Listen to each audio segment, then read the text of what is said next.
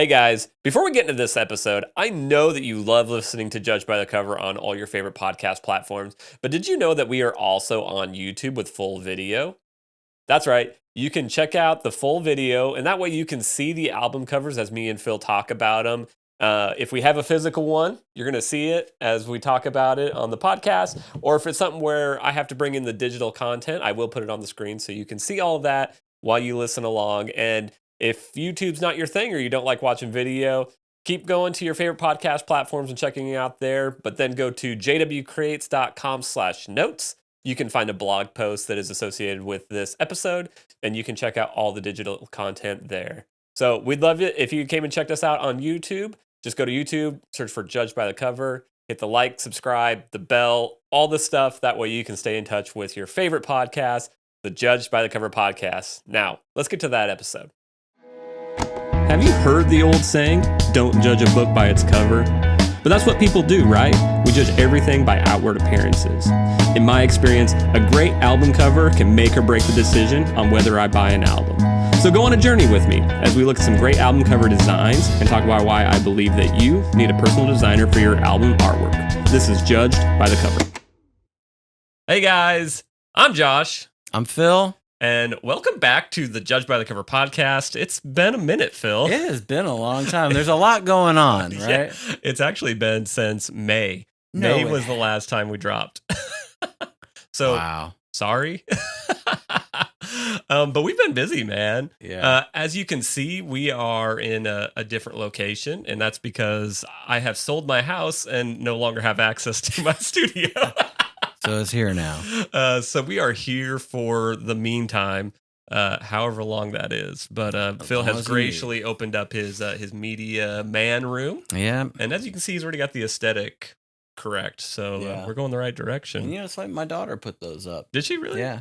How about Did that? you notice the Judge by the Cover framed poster to your right? No, I didn't. Come Look on. at that, And it's man. signed. Like you signed it. What? And I signed it. That must have been Record Store Day? 2024. Yeah, I think it was Record Store Day. Dang. Dude, that's awesome. I like framing stuff. Like that's the idea for Yeah. a media room. I've got like band pictures from my days in New York, and I love it. I like. Yeah, and I love the girlfriend and the Phil Hyland stuff hung Yeah. up over here. We'll have to get some B-roll shots of some of the stuff. It's pretty cool. But yeah, life's been crazy. So forgive us for being gone for a while, but we're back, and hopefully back to more consistently. Hopefully monthly. We'll see how that works out. Yeah. But yeah, so Phil, what are we talking about today? We're talking about some archival recordings that I've resurrected that you did some design work for me on. They started out as in the 90s, everything was on tape. And so I handed you some cassettes because I needed some kind of graphic. I'm like, well, these songs that we're putting out digitally are all originated from cassette tapes. So you hooked me up, man, with a cool idea.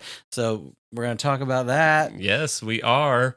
But before we get to that, Phil, your daughter is part of a really cool music competition. Why don't you tell us about it and what's going on there? So Muscle Shoals, are you familiar with Muscle Shoals? I am. That's like the legendary, like all the writers and stuff like that come from Muscle Swampers. You've got like Leonard Skinner recorded down there. Cher recorded her first like solo. I know. Really? You don't even think about that stuff. That's but crazy. It became Aretha Franklin cut her first hit there. Like Aretha was signed to another label early on in her career, and the label didn't know what to do with her. She got this other chance to record with I think it was Jerry Wexler down at Muscle Shoals. They tried something. Let's try something new. There are these guys that have a studio in Sheffield, Alabama. Who would think, right? You would think you'd send Aretha to like L.A. Right? Yeah, or maybe New York. Yeah, one of the big, or Detroit, right? Yeah, Muscle Shoals. There's something going on. There was a sound down there. Yeah, that Fame Recording Studios really started it. The guy, his name was Hall was his last name. I forget his first name. I think it was Rich Hall or Rick Hall. Rick Hall. He started Fame Recording Studios. They got on the map. Like the sound was incredible. The house band was amazing. So anyway, Aretha cut her hit there. And so now we know it historically as a really cool spot, but now the community down there has a competition. It started last year. It's called Shoals City Showdown. Shoals City Showdown. Say that fast. Say that fast, real quick. And it's really to put eyes back on the shoals, and it's really cool. Like I've told you, when I go through there, I've got family down in Memphis, so when I go between Chattanooga and Memphis, it's like the halfway point. So I was like, I stop, I get gas, and that's where I started doing the studio tours. So they're really trying to gain awareness. So they put out a nationwide search for talent, and my daughter was selected. 1 out of 32 artists made the cut. Come on. And we're talking about thousands of people submitted. So she's in this thing. She just made it through round 1. Round 2 starts the week of September 8th. So we are calling on you guys to help Gracie out. We want to see her continue to move forward in it. And I believe they record a song, right? The artists, they record a song, and that's kind of like what you're voting based on. Like, right. Do you like the song, or do you like the artist? Yeah, do you like the artist? Like the first thing was her playing live, and she got the most votes to move to the next round. It's like a bracket system, so it's like March Madness. It's all bracketed, and it culminates into a live competition between 4 artists on October 4th in Muscle Shoals. Dude, that's awesome. Yeah. So hopefully we can post a link or something. Yeah. Link will be like in the description or the show notes. And then obviously like on social media and stuff, we'll make sure that gets out there. So we're excited. She's like, it's really cool that my daughter is interested in that type of music. Yeah. She's a backup singer for Bobby Wilson. Bobby Wilson is the son of Jackie Wilson, who is a famous Motown artist. Okay. So Gracie's like steeped into this world now, and she's loving it. So we'll see. We're excited for her. Yeah, that's awesome. So week of September 8th, that's when the next round of voting begins, and that's it. We'd love it if you guys helped her Please. out. Not helping me out. I have nothing to do with this other than saying like, go vote for Gracie. It's kind of a popularity contest. You are voting for like, oh, I like this performer better, but it really is in the grand scheme to kind of just let people remember, like, oh, they're still recording down there. It's just like we don't have the Leonard Skinnards right now. Yeah, it was a magical moment in time, but it's cool. It's a good cause. Yeah, and some of the money, that they raise is going towards like a food shelter or something like that. They've got it's almost like a grocery store, so it's really not even. It doesn't look like a food bank or a pantry. It looks like a legit grocery store. And it's for people that just they need some food, and they can go in there and shop. So when you vote on Fridays, there's a $5 donation if you're willing to do that, and it buys Grace 3 votes, and it actually purchases 2 meals for people who need food. So it's kind of cool. That'll be on Friday of that week that you can do that extra voting. Yeah. So donation. we'll have more information on social media. Both obviously, if you follow Phil, that's at Phil Hyland. Is that right? At Phil Hyland. He'll have links and stuff too. So yeah, we're just excited for Gracie, and would love to see her continue to move on in this competition. It'd be pretty awesome. Yeah. So yeah, that's awesome. And I guess what we'll do now is we'll take a couple minutes to thank our sponsors, and then we'll get into talking about Reel to Reel. I can't wait. Judged by the Cover is brought to you by JW Creates. JW Creates is your local graphic design source that specializes in cover art, logos, and websites for bands, musicians, podcasters, small business, and solo entrepreneurs. I love to hear your story and to help bring it to life through the art of graphic design. To learn more and connect with me, go to jwcreates.com, check out my work, and use the form at the bottom to tell me more about your project. Let's work together to bring your story to life through the art of graphic design. We're back. We're going to talk about some 90s analog tape recording. I started my music career. I was in a band. Like so many people, you start a band and you're like, right, dude, we're going to rule the world. We're going to take over. Do the next big thing. The next big thing. And, it's like, I always wanted to be in a band. Yeah. And I when I first got a guitar, I was terrible. And I'm not saying I've improved much. As all of us were that play guitar. Like, I distinctly remember my mom telling me, like, please stop playing. I don't know if you have the same experience as me, but you learn that first little lick or song. Yeah. You just play over and over and All over, right. and people go, for the love For of the love of God, if you play "Smoke on the Water" one more time, I'm gonna kill I'm you. gonna break that guitar. But I did mix it up. I did "Smoke on the Water." Okay, But then I did Iron Man. Oh yeah. Which was that Black Sabbath? Black Sabbath. Yeah. Yeah. Heavy boots of lead. Yeah. But I remember being up in my attic, and my brother had this. It was called a Gorilla amp. I don't even know. I just thought it was cool. It was like, oh, it's a Gorilla amp, you know. And so I had this cheap knockoff Strat called a Hondo that I got at the record. That I got at the local music store, and dude, I love that thing because I wanted to be like Andy Summers. There was a band called The Police out at the time, and Andy Summers is an amazing guitar player. But I digress. You know, so I bought a red Strat knockoff because he played a red Strat. Yeah. Yeah. But I would be up in this blazing hot attic in the summer in Virginia just playing Iron Man and Smoke on the Water until I just drove my whole family crazy. But I started a band. And when I moved to New York as an actor in 1990, that's what I did, man. Yeah. I would do acting jobs. And anytime I went away on an acting job, I would bring my guitar. Yeah. And so anyway, I started playing music in the city, and I started a band, and I got like a little indie deal, and everything at that time was we were recorded to tape. So I would do these demos on an 8-track Tascam, and I'd mix them down to a cassette, and that's what I would take to the clubs to get gigs. I'd be like, "Hey, here's my cassette," and it had my phone number. It legit's got my. It's actually that's my girlfriend's phone number, who's now my wife. Hilarious. I wonder if you call that like it's 212-663-3307. I'm gonna have to bleep that out. Nah, man, just blow it up. Somebody's got it in New York City.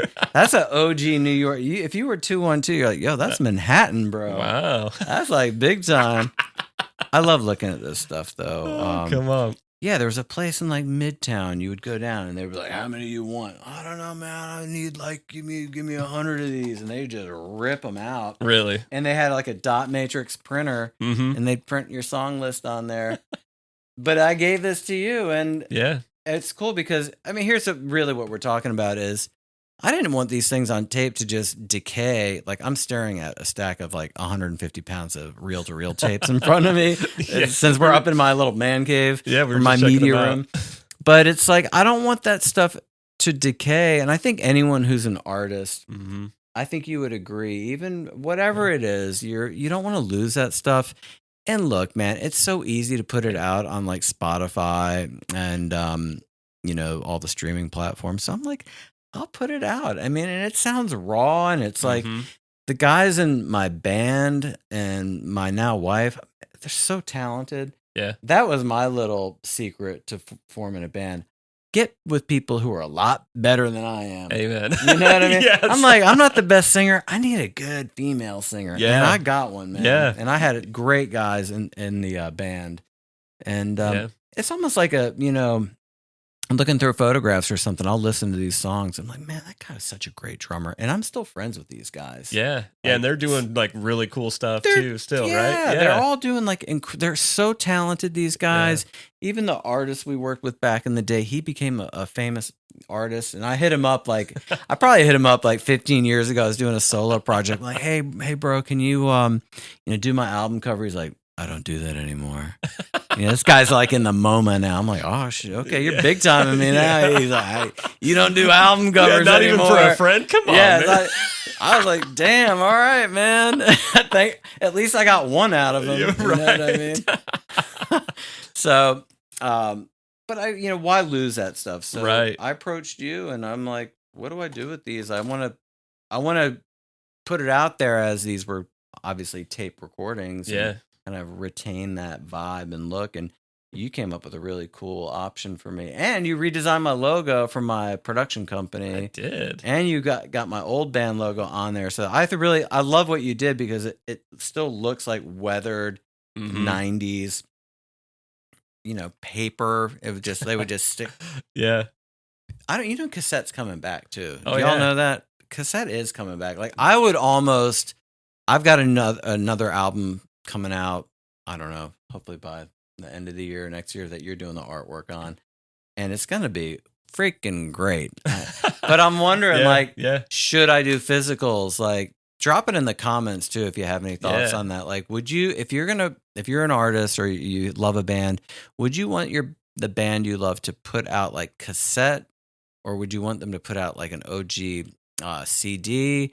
Or like Chance the Rapper is putting out CDs, but there's no actual like CD in it. It's like a jewel case, but you can scan it. Yeah, it's got like an NFC tag or something in it that when you put your phone to it, it's crazy. It brings up the album, probably on Spotify. And his would merch be my guess too. Like you'll scan the merch, you buy the merch, but then it takes you to the music. So it's almost like the T-shirt is the physical item of value. The music's valuable, obviously. Right. But then that purchase gets you the music. Access to the music. Yeah, so you're buying a T-shirt, it's probably what, $50. At Gotta least, be, right? At least. Yeah. I just spent $45 on just a regular old T-shirt at the Linkin Park concert. So yeah, they're expensive. I want to hear about that. So that's all I'm doing. You hooked me up. I'm excited. It's out now. It's called Reel to Reel, like REAL. So like a real band to Reel, REEL. Ooh, is that why it's named that? Yeah. It's a real band. It's a real band. Recorded to Reel tape. You know what? I didn't even ask that while we were doing this process. What kind of designer are you? Well, because when I started the design, I was just calling it demos because someone didn't have a name for it yet. I'm not that creative. I can make the music, but I'm not that creative. Dude, that name is awesome. I never caught that. I wondered what that meant. Real, because it's a real sound. Like I was like, and I honestly I don't think like that's original. I think there's some stuff back from the 70s called like Reel to Reel. Yeah, there's a few of them out there. Yeah. So it's Reel to Reel, REAL, REEL, and you got to search by girlfriend. But I love it. Find it. And you know what the cool thing? So you put this package together, and now I share it, obviously, and it's got a great visual. But one of the original drummers now lives in like Amsterdam. His name is Woody Saunders, and he was so good. We lost him because he got to go on tour with like another artist. Another bigger artist. Yeah. But then we got another great drummer called Dale May, and Dale, we could do a whole episode on Dale May. He's so awesome. But it got me back in touch with Woody, like through Instagram and stuff, and I was able to send him the link. Like he hadn't heard this freaking tape since he played on it. Because that's crazy. We would never listen to this. We would do it. We would record this thing. Yeah. And then again, this is for the clubs or to get booked for a festival. Yeah. You'd send this thing in the mail, and like 3 weeks later, you'd hear back, okay, you booked the Bethlehem Music Fest, which we did. We played 2 years in a row. But you'd book these paying gigs, like festival shows, off of a freaking cassette, dude. Now it's like everything's digital. It's email. email. I mean, this was your calling card. Yeah. I mean, it was like basically like your business card. If you think about it kind of in that sense, that was like how you got yourself in front of people. No email. There's no website on here. No. It's a phone number, dude. Well, let me ask you this, because you basically, you just took the demos and you just uploaded them. You didn't like touch them up or master them or anything like that. A friend of mine mastered them. Okay. You know, but here's the thing. They were on tape, so you already had like a lot of that beautiful tape compression. And these were recorded to Tascam 8-track reel-to-reel machines, which are great sound. Oh, yeah. Great sound. And then some of them, I think one or two, maybe, I don't know, were on ADATs, which it looked like a video cassette, like a VHS tape, because it was a VHS tape. But they had this tech that came in called ADATs, which was audio digital something or another. Audio tape, blah, blah, blah. But that's crazy, these formats. So Yeah, that's really cool. And I'm sure like as an artist to kind of put the raw version out there, is that something that you felt maybe like subconscious about? Because maybe it's not like as like polished as like you could do if you like went in and re-recorded them or something like that. Sure. Or is there like the nostalgia feel? It's the nostalgia. I will say like a lot of these on these cassettes became the studio record. Like we went into the studio. We got a deal, an indie deal. Yep. And we went down to a studio in Richmond, Virginia called Sound of Music. And did like a pro studio recording. So no, you get the best of both worlds. And that's what I love. Like my favorite bands, if they release on the platforms like a really cool old demo. I mean, imagine if Linkin Park put out an old demo of a song you love, you're going to listen to it. Oh yeah. So for the 20-year anniversary of both Hybrid Theory and Meteora, they did release some of the demos, and and they've gotten where they're like either like singing or rapping over the song, and it's like close to what some of the lyrics were, but it's totally different. And they had like the names, like they called all these tracks something different before they like put the real names on them and stuff like that. So so yeah, no, I was just curious because I know that they were kind of the raw recorded. Yeah, they are. Yeah, because and it's so funny. Like now with Pro Tools, like we labor over songs now, dude. We ripped this in like 3 afternoons or something, and we probably had like. We're drinking, I mean, like you're loose. You're loose. You just did it. Yeah. Now you're like, oh, I don't know. We should stack the vocals more. Like we got in this thing. Can we trade that snare out for something that sounds a little lighter? Gosh, let me search a library. And I like that. That's cool. It's just different now. And I love where I work at Wavelength Studios downtown. And it's amazing what those guys can do with sound. But back in the day with tape, dude, you got it. 1 take, maybe 2 takes. Yeah, I was going to say, did you take multiple takes of those songs, or was it just like you came in prepared and you knocked them out? And you knocked them out. Because we were playing all the time. Okay, so you were tight. We were tight. Yeah. We knew we weren't playing around. We were like, let's go. Just press record. Maybe you make sure the levels are good and hit it. Yeah. Dude, that's awesome. I'm living vicariously through you because I always wanted that like band life. I did too. Never got it. Yeah. And I just went for it, and it's like, I mean, I think you and I have talked. Like, I never had a single that charted. Like, that was my big dream. Like, I just want a single that charts. And we did like college radio and stuff like that, and got placements in TV shows. We had a nice little run, you know. But I really did get involved with it just to be part of it. I had so many friends that were in cool bands. I'm like, just seems like so much fun. And it's like, why not do it? Like, especially if you're young right now, and if you're listening, just go for it.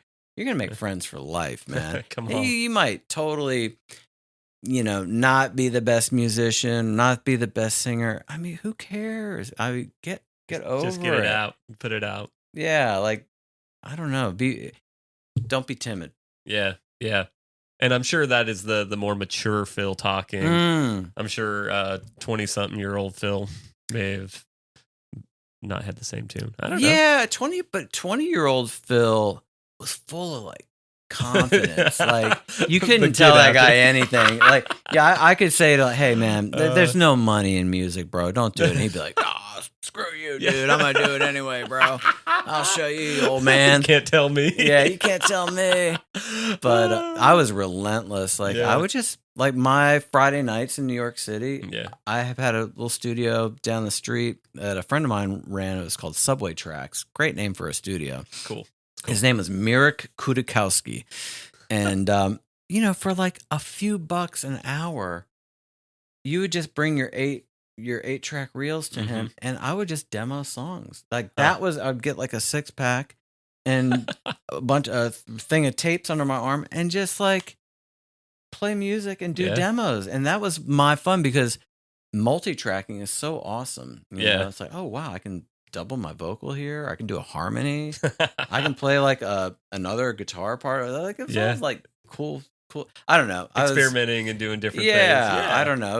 I was all in on it. Dude, that's awesome. All in. That's awesome.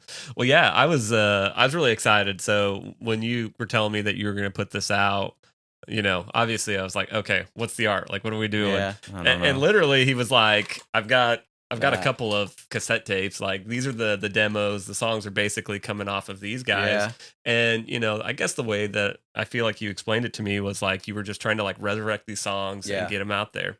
And so I think your idea was for the cassette to be, kind of prominent somewhere on the album art. So my idea was just to just make it prominent because it's like these songs have been locked up on these cassettes. Yeah. And, and now they're getting set free. So they're going to decay eventually. Yeah. One day. And I think there is a fascination, especially with like younger people, for these physical formats. So I think Mm-hmm. it's kind of the right time to kind of be leaning into like this whole cassette thing. Yeah. I Uh, came from the era of Walkman. Like Sony came out with the Walkman. uh-huh. When did they come out? Like probably late 70s, early 80s. Probably 80s, But yeah. I remember when I got my first Walkman, and it was an Iowa. It wasn't even a Sony Walkman. It was like a Iowa, another brand. But it was so fun to just like I would buy like my favorite artist Mhm. on tape, and I really did. I felt like, oh man, I own this record, man. And I'd Yeah. be on the New York City subways just with my headphones on, going to an audition, just digging whatever album I was into and playing it over and over and then flipping the sides. Oh, I got to go to side 2 now and flip it over. And it was the first kind of like mobile Yes. version of music, right? Oh, it was a game changer. Yeah. That was like, I don't know if people understand, like, oh my gosh, I can drive to work or walk to work, especially in the big cities. Yeah. You're not driving, so you don't have stuff on your ears. But it was just like a wild, cool way to experience music in your Yeah. favorite band. Yeah. I don't know. Love I it. cherish those times, and like it was a big deal. Like Yeah. you would, I mean, $8-9 for a cassette. I mean, back in the day, especially when you're a young guy or gal, like that's a fair amount of money, man. Like I Right. can eat. I can go get like back then you could eat well, You man. could fill your tank on your car for that if you had a car, right? Like $10, you would eat well in New York City in the Yeah. 90s. Now you ain't gonna get jacked for $10. But Candy it was bar, like baby. you'd make a decision like, do I buy the new U2 album or the new Notorious B.I.G. album, or do I eat? Yeah. Or do I somehow, how do I do both? I used to busk in New York City. Like I would be legit the guy in the subway system just banging on tunes. I didn't do it a lot. It was kind of, it's wild. Like that's Yeah. like, it almost feels like guerrilla warfare. You know what I mean? That's what you did back in the day, right? But you would do Yeah. that stuff to make a couple extra bucks. Yeah. And then you could eat and buy an album. But yeah, as far as like the artwork goes, a couple of things that I really wanted to do is I think you kind of touched on some of them, but like keeping that like kind of weathered, Yes. like 90s feel to Yeah. it. So even with like the background, I tried to make sure that it had kind of that faded yellow look. Yeah, it's like weathered. I really love that. It's got such a warmth to it. I love what you did. And this is a little tip that I almost don't even want to give out, but this is like the JW creates tip here is one thing that I love to do, and I think kind of helps add some depth and like a weathered look to it, is adding texture. Yeah. I always add texture basically to all of my album covers in different ways. And it's pretty light on this one, but it's noticeable. And Yeah. it's amazing, if I pulled up my Photoshop file here and just like toggled it on and off, you would see just the depth that it brings I to can tell it. right now because this is like on a white, Mhm. just paper. Yeah. But that almost looks like parchment paper or something, or it looks yellow and weathered. Yeah. And even going as far as like with the text, I picked a font that has some like texture to it. Yeah. So that way it kind of looks like it's something that's been printed on that paper, Yeah. and it's got a little decay to it, and it's so small that you almost can't distinguish it, when you're looking How do you at it. find like a font like that? Oh, Like, man. who makes fonts like that? Dude, there's so many fonts out there that you can either buy or you get through Adobe or Google. Because I and stuff added like that. tracks that weren't on the original sequence. Like I had some other taped material. I'm like, dude, I got to add this song on here. And you're like, hey, is this the final? I'm like, no, I just changed the order. And then you were able to drop it all in like perfectly. Yeah, yeah. I won't share all my tips and tricks, but texture. Yeah. Texture is one Okay. thing that definitely adds depth and just a life to your art that you may not get without it.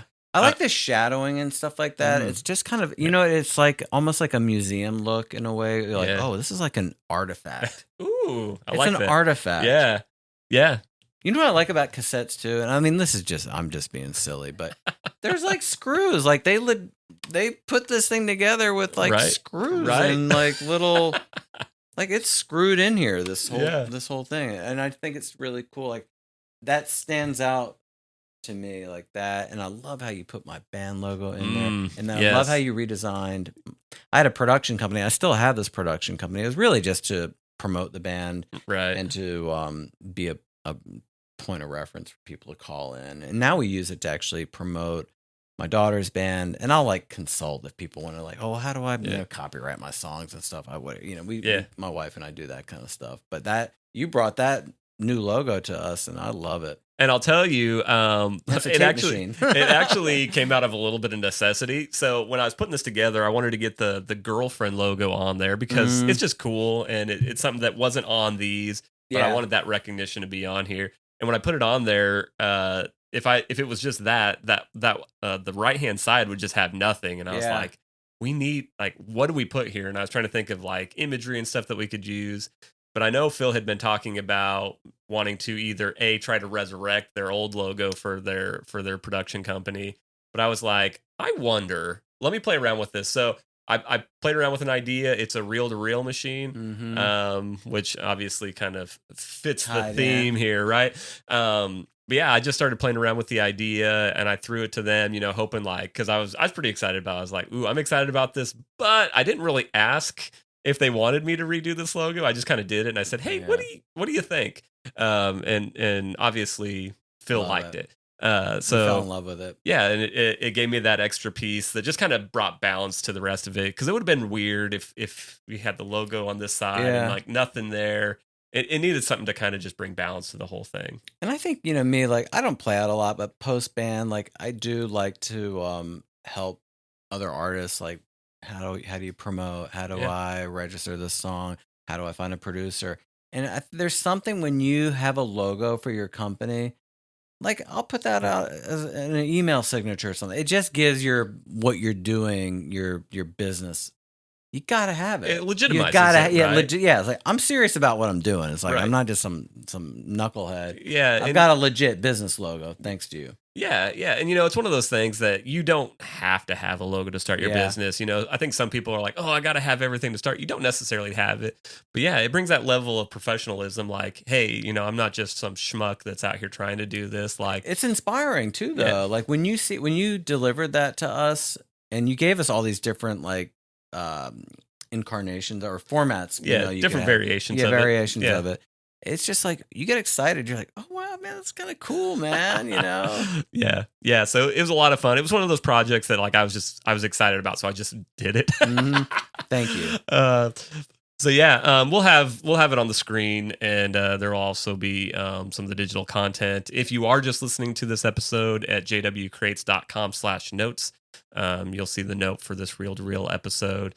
And since you brought it up, Phil, if somebody is interested, like if we've got some like young artists or people that just want to get some time with you, or want some of your services as a production company, how do they reach Phil? You can just go to my website, which is philhyland.com, and so it's just PHILHYLAND.com, and email me through my site, and I'll get back to you. Yeah, that'd be awesome. Yeah. Oh, one last thing that I do want to touch base on this too is the font for reel to reel.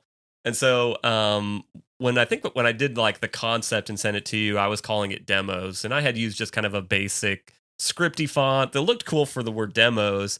But then when he gave me the name, I tried doing it, and I'm like, this just doesn't feel right. It didn't feel authentic. It didn't feel like it belonged there. So I actually asked Phil to give me a couple different variations of actually writing out reel to reel. So that's Phil Hyland's handwriting right there. And thanks, man. That's kind of like how I would have done it anyway. Like, I did like write on these things. I would just handwrite like, this is who we are. Yeah. So yeah. I kind of wanted it, and especially kind of where I put it, I wanted it to almost look like this is something like you would have like if you were doing this like by hand back in the, like you would just write it, move on to the next one, write it. Yeah. So I wanted it to just have that like tactile, hands-on feel. Was really kind of what I was going for there. That's fun. And it's so funny. For me, it's like a lot of memories, man. Yeah. A lot of cool memories. Yeah, it's cool. It's just cool that, these songs are getting new life. You're making new connections with people that were part of it because of this. Yeah. It's just cool to be a part of a project that it is kind of resurrecting these ideas and giving them new life. That's what I love doing. I love, bringing these ideas to life. And I love projects like this where you had kind of an idea, but you were like, I trust you to do it. And so if you are somebody that is wanting some help with some cover art, whether that's for a single or an album, heck, even in the podcast world, I'm your guy. Go to jwcreates.com. You can check out my cover art page, and then you can reach out to me through there. You can also reach out to me using my email, info@jwcreates.com. And that's enough shameless self-promotion. Gotta do it, baby. We did want to talk about one other cool piece of girlfriend news that has to deal with this whole, physical packaging thing. Yeah. So, Phil, tell me about, so you guys had your indie deal was the Girlfriend album, right? Right. So we got a deal to, take these demos and go into a pro studio and make an album, which is every band's dream. And it was awesome. So what a honor to have that. We have no money, so we made an album. We recorded it at Sound of Music Studios in Richmond, Virginia, which is a great studio. Awesome. They did such a great job. The producer down there, John Morand, is still making music, and they've got a big history. You can look at a bunch of huge artists have gone through there. So we make this CD, and we got great artwork, and the graphic designer was Ryan McGinnis, who has become a fine artist and really outstanding packaging. I had no concept at all, zero. I did not even think about it. It was so intense to just record the songs and make the music. Right. I'm like, cover art. And so my drummer, Dale May, is a pro photographer. He took it upon himself to create this great image. So anyway, we're a band in New York in the 90s. Well, what do you do? This is really there's email. This thing called email. Does the internet even exist yet? Right. So, what do they call this? A trifolder? Or, I don't know. 3 panels, right? But 6 because two-sided. Yep. But the last panel is a perf, and you could rip it off, and it would say, "Thank you for purchasing Girlfriend's debut CD, The New Me. Please take a moment to fill out this card. We'd like to put you on our mailing list and let you know about upcoming shows, new releases, and other Girlfriend stuff." So you put your name, address, email, age, where did you purchase this CD, how did you find out about Girlfriend, what's your favorite radio station, what are your favorite magazines, because that is really how people would find out about music back then. And this was kind of research for you guys too. Where are people finding us? Right, and where you can put effort into. And what are your favorite Girlfriend songs? That's so awesome. And then you can cut us a check and we'll send you more albums, more Girlfriend CDs. So 30 years later, in this address, our Girlfriend HQ in New York City is still actively occupied by our family. And so I'm not going to give out the address because I don't need any weirdo stalkers. So I know who you are. But anyway, this showed up in the mail this spring, this postcard. And this album came out when? This album came out in 1999. Okay, so 99. And now it's 2025. So we get this tear-off card in the mail, and it's a young fan, and I'm not going to give you her name, and she puts her full address, her email. She's 15. Filled it all out. Where did you purchase this CD? Book Off in Mesa, Arizona. I will say that. Huh. How did you find out about Girlfriend? It caught my eye. The album. So that, right? Yeah. For me, Clueless, had no idea what the album art was going to look like, and my friends created this great album art. It's huge, right? That's what you do. You create huge, beautiful album art, so people pick the stuff out of the bins now. What's your favorite radio station? 104.3. What are your favorite magazines? Life and Vanity Fair. It's so funny 15. Because do kids even know what magazines are anymore? I think this is a kid that goes to thrift stores with her parents. So must have really cool parents. Yeah, they're picking out old Vanity Fairs. Yeah. I'm like, that's incredible, really. Yeah, this is wild. She picked this out. She wrote all this stuff. What are your favorite Girlfriend songs? And this is where my wife and I got into a little bit of a fight because she picked Look, which my wife sings lead on, so good on her. But then she picked 2 more that I sing lead on, so I win, right? 2 out of 3. 2 out of the 3. Yeah, she liked my song "Here Comes My Heart" and "When You Wake," which is a banger. And she mailed this in, she put a stamp on there, and so we were like, Oh, we got a call from New York saying, "Hey, we got this postcard here. Like, it's from the girlfriend fan club. What do y'all want to do? Like, let me send this girl some swag, some stuff. Yeah, come on." We sent a full-size poster.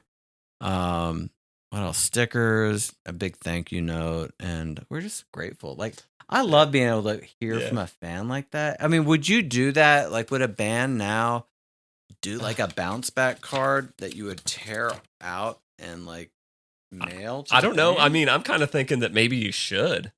And we even told them, like, here's where you put the stamp. Yeah. You know, it's like, I mean, if you are the young lady that sent this in, that's awesome. So cool. So yeah, I mean, I think I wanted you to share this story, Phil, because it just goes to show that like young people are into this physical format, right? They're hungry and for like, it. Does a 15-year-old these days like know how to put a stamp and send something in the mail? It's crazy. So like they actually had to go through the effort and like to like send this out. Yeah. And so I think it could be like a pretty viable thing. Like having creative things like this these days, I think helps, especially those fans that really want to interact with you be able to. So I don't know. I would say if you are thinking putting like a physical format of your music out, think of something fun like this. It may not necessarily be something you have to mail in, but what if it's like a QR code or having like a website that's like a fan site or something like that? I don't know, that it sends people to. I don't know. It's just a really cool thing, and just really cool that 30-ish years later, somebody still took the time to send this in. It's such like an on like a honor. Like I'm like that you would take the time to recognize our music. Yeah. I'm telling you, I mean, I don't know. I almost shed a tear over it because I bet. That really is the relationship, I think, between the artist and fan. And I'm a fan of some artists out there, and I want to support them. I'll buy their T-shirts. I really love them.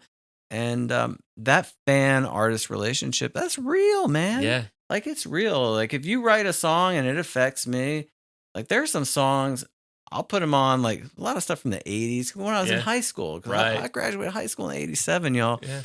It takes me back to prom, man. Like, I'm like, I'll play that Def Leppard song. I'm like, I know exactly where I was, who I was with, what I was doing. Pull up.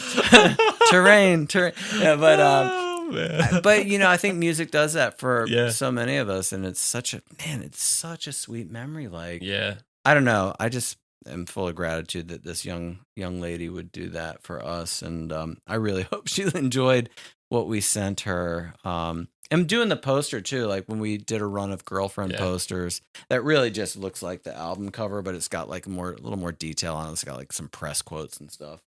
Those are the pieces of merch that fans want now. Like, you could sign a poster, like, maybe you'll do a run of posters for me, because I want to do some live shows to promote this new album. Cool. And we'll talk about that, like what we could produce with you, like physically, that I could take to, like, Yellow Racket Records downtown and do a gig there. Like, what would a fan want to walk away with that I could sign or bundle, or definitely going to silk screen some T-shirts, buddy. Well, and something that we had talked about earlier, because I was just at the Linkin Park concert in Nashville. I want to hear about that. But they had gummy bears that were made for them. They had special Linkin Park gummy bears. Crazy. I had to buy them. Of course, you did. When they announced it, I thought it was for a specific show. Yeah. And so I was like, dang, they're not going to have them once they get to Nashville. But they had them. It was the first thing I bought. I was like, really? That. Like, I want that. Way. Yeah. Were they on like the merch table or something? Yeah. That's the only reason I knew that they had them. I love the T-shirt you and your brother got. Yeah, we got some cool stuff. We'll have to show that off. Yeah, and I think we're getting to where this is maybe getting too long. Okay, but we will. Shame on you. We will we will jump into some Linkin Park stuff, because it was everything I wanted. Yeah, Linkin Park to be. Obviously. What's the name of the album they're promoting? So it's From Zero. From Zero. Okay. Obviously minus Chester, but Emily is awesome. The set was awesome. Yeah, I mean, I could fangirl for about an hour and a half, probably. On the next episode, let's talk about it a little bit, because I told you I know when that first record, what Hybrid Theory came Mhm. out, I was working in Hollywood in a warehouse with a bunch of guys that they played that record constantly. Yeah. And it was good. It was 100%. different. It was so different. Right, because it was that whole like rock rap Mhm. hybrid that really wasn't around. It was like, what is this? And it And I think- blew up. I think we talked a little bit about this when we did our Linkin Park episode when we talked about From Zero. So if you're interested in hearing, some of the behind the scenes, go check that out. That was probably only 2 episodes back. Yeah, but you know what? But I it want to was go back and listen to it. I think Yeah. I'll go back and take a Yeah, peek. That's yeah. on YouTube, yeah. Oh yeah, of course. It's YouTube, it's everywhere. So yeah, if you want to check that out, go back and check that out. And actually, I was thinking about this. I was going to repost some of them. I should. actually talked about the album Meteora as well. Linkin Park is the most talked about artist on this podcast. Is it? It is, I think. What about me? What about my band? We probably do so talk much, about yeah, Girlfriend and Phil quite a bit. That's but just an indie band. It's not some major. although we digress. Yeah, we do. Guys, thank you Thank for your you. patience. We are back, hopefully more consistently. But yeah, It's go- fun. go- I just love talking about music and stuff. 100%. We could do this all night. But go to YouTube, Spotify, Apple, hit subscribe. Tell your friends. Tell your friends. Leave us a review. And Tell also- us what you want us to talk about. Do you have a band we should know about? Do you have a favorite band we should talk Yes. about? Let us know. Yeah, favorite band, favorite album. Yeah, let us know. We are open to suggestions. We have ideas, but we want to hear your ideas too. So, Phil, it was great to be back with you. I'm digging the new spot. Thanks, man. And we'll catch you guys on the next one. Bye, y'all.